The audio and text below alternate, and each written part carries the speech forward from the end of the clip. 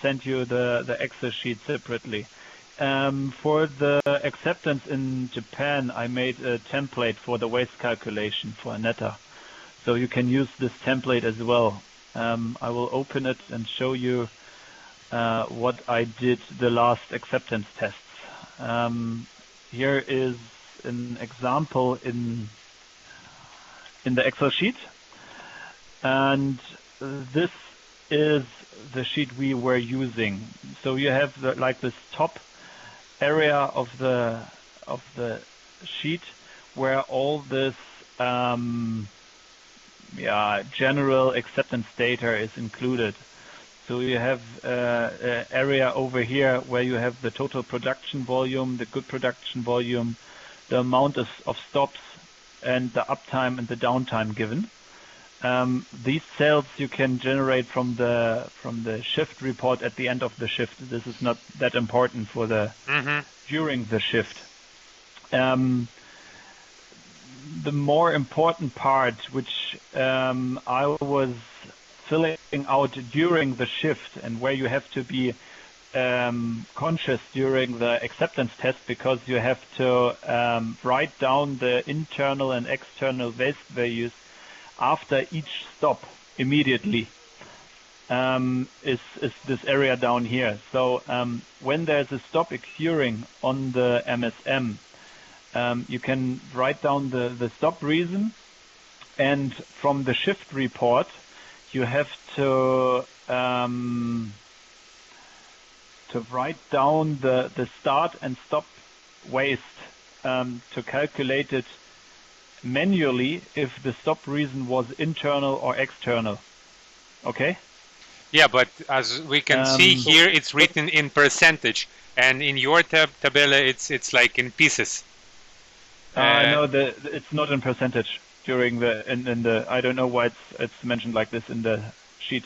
When you are on the machine and you go to the reject rate. Here, yeah, exactly. Diagnose waste, start, stop.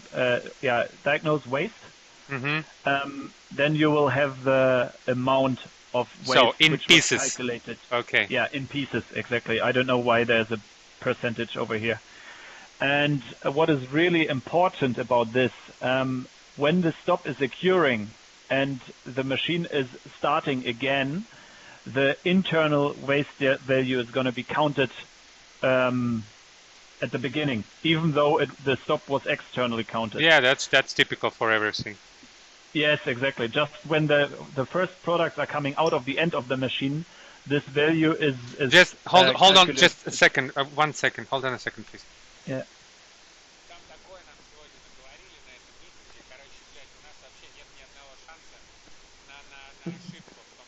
Morgen machen Sie Pre-Acceptance, oder wie?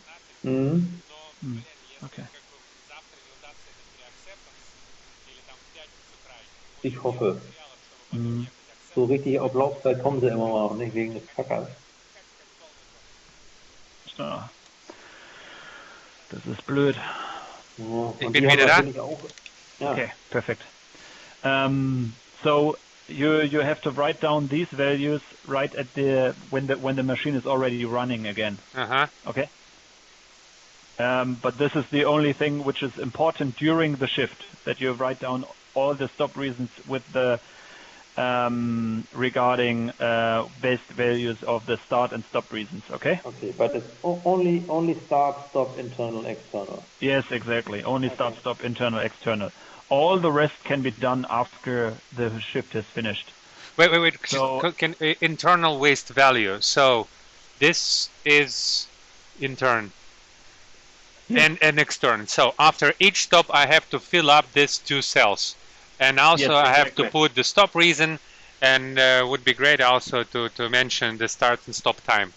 But the most important here, or this tabella would also calculate not only the waste, but also the efficiency and yes, exactly. So this is the only important thing during the shift, because otherwise the waste values of the start stop are lost.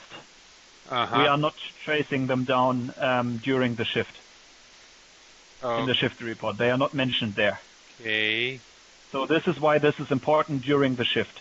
The time of the stop can be filled out at the end of the shift from the shift report. Okay. So when you have the production data, you have the stop history. Because of the efficiency calculation, there must be the extra timing in from the shift report again. Yeah, but you can do this at the end of the shift. You can do it during the shift as well, but you can do it on the end of the shift as well. So this is not that important to do it during the shift. Okay? Okay. So, and here's a screenshot where you can find it. It's production data, stop history, and then you can see the time when the stop was occurring. Yeah. The problem in our machine is that, let's say, for many stop reasons, if they are longer than certain time, we have a wrong this hour or duration calculation. Really? I can show you. I can send you a screenshot. Let's say we have a downtime because of the packer more than 1 hour, and it's written phone correct, bis correct, but hour is always like 5 minutes 10 seconds. That's strange. I've never heard that. But in this Excel sheet here, I calculate this anyway. Okay, it's a formula, clear. Yeah, exactly. So you just have to fill out the phone bis time. Okay. And the same with the waste up here. This is the waste numbers from the shift report as well. So you can fill out this at the end of the shift. You have in the shift report this area, and you can just fill out the numbers which are given there. Okay. And then because of the durations of the stops, and if you count them internally or externally, the efficiency is calculated. This is done in this area here. And due to the waste numbers, which you take out from the shift report, and the waste numbers you are tracing down during the shift of the start-stop value waste, and your if the stop was internally or externally counted, the waste is going to be calculated. Okay? Yeah, clear. So that's it. And this is all filled out automatically. You don't have to take care of this. So the question now is how to convince GTI to trust that table. So actually, we accepted all machines in Goskov like that, and we accepted the first machine in Japan with the same. But the question why we cannot trust the official report of the MSM? Yeah, so the reason why we started with this table is due to the stop reasons which are internally or externally counted. I mean, we had many stops occurring due to, for example, the quality of the base rod material. And but by the way, I'm sorry that I'm interrupting you before you continue. It's written here, for example, line 29 in Excel, vent is full. Ventis, it's actually part of our production line, and they don't. Exactly. It's external reason in your table. Because when the packer is not running properly, the ventus is going to be filled up.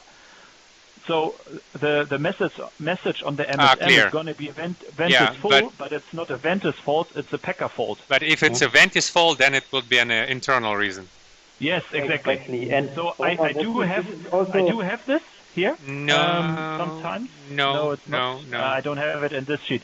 But then if this is the case, if the ventus full is an internal one, I always add a comment. So it would be in this column that I know what was the reason for this. Okay. Yeah. Would be great then. Yes.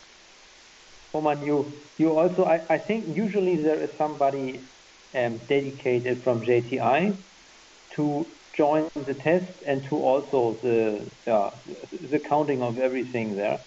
and you really should agree for each stop with them, is it internal or external? You also can do it in some cases later on, but the best is when the stop occurs and you see machine is stopping because of the Ventis, you shortly talk to them, okay, you see Ventis is full because Packer is not running, external, okay, yes, okay. And then you have the same documentation at the end and the same point of view, and don't have to argue for 20 stops after 8-hour shift and to discuss every single one at the end. I think this is much easier to do it straight away. Yeah. Clear. Okay. Last thing, what's the clean rate? It's a cleaning, yes, right? Cleaning time. Yeah, exactly. So this is I mean, usually we have this 8-hour shift and there's 30 minutes of cleaning included, right? Yeah. This is JTI acceptance standard. Yeah, exactly. Usually it is that we are having this 30 minutes of cleaning time at the end of the shift. Mm-hmm. And with JTI, at least in GOSCO, we agreed that we can do like 15 minutes cleaning in the middle and 15 minutes cleaning at the end, for example. Mm-hmm. So I added this column clean in here. So you can see up here there's a cleaning time calculated separately. Mm-hmm. And however you're going to treat the cleaning time, if you treat it at the end, all this 30 minutes, you can stop the shift 30 minutes before the end and then insert cleaning in this column, and it's going to be counted separately. Clear. So, and then you have it for, let's say, SIT day 1 till day 5, and then overview tab, there will be, let's say, insgesamt etwas. Exactly. So I have the pre-SAT and all these days over here. The overview is going to be of the 5 SAT days. Okay, and it's taking the numbers directly from these sheets. Mm-hmm. And I don't know. I did it this way that I during the shift that I added all the stop numbers at once. But you don't have to do this. This was just a way I did because I could calculate the process faults per minute in this area because we had many problems with losing segments on the last SAT of line number 1 in Poland. So I could calculate this amount. So I could tell JTI, look here in this time, for example, we had many stops due to filter quality. And you can see it on the machine as well because you had many process faults per minute. But yeah, you don't have to do this. I think this is only interesting if you are somehow at the edge and the number of process failure due to external reasons might be help you to stay in the quality or the acceptance criteria at the end. I think this was the reason for that because we were very close to 1.5% waste there. All right. And by the way, what's the criteria? Just remind me for the efficiency reject and runtime. More than 90% efficiency. And reject must be below 1.5%. Below 1.5 reject and efficiency more than 90 or around 90. Okay. Yeah. Yes. So, and there is another criteria which we can sometimes not influence, which is the uptime. So if the uptime is below 75%, then the shift is usually not counted as an acceptance shift. Yeah. That also is, if half the day the Packer is not running, we have below 50% running time, and then the shift is not counted usually. Yeah, that's usual. Okay, gentlemen, clear? We will use it. I will explain it to our engineers. Go through, and if you have any questions, Carsten, I think you are in. I'm also in tomorrow. Yeah, but I'm just a half day. We have a appointment at the afternoon with our department. Okay. But No problem. Jeffrey is still there, right? Yeah, it's sitting on the left side of me. I think he knows this table as well. If there will be any further question, I will ask him then. Yeah, I mean, maybe he can help you as well. He's not that deep into it, but maybe he knows it. I have one more question, because you mentioned it earlier that you are somehow struggling with weight on the laser rolling drum. Is this, according to Jeffrey, any specific, or is it standard? Because we have two sets of drums, and they are meant to be exchanged during the shift. Basically, cannot answer that question. Said that needs to be cleaned up, but how often? We don't know if it will really happen during the long run. We suspect, I would say, that it may happen. But again, the longest run, even today, was around 1 hour. How the behavior of the machine will look like after 2 hours of continuous run or 3 hours, hard to say. No one knows it. Did you change with Gen 3 the laser drum during the shift? No, you don't really have to. It is quite close, but the performance is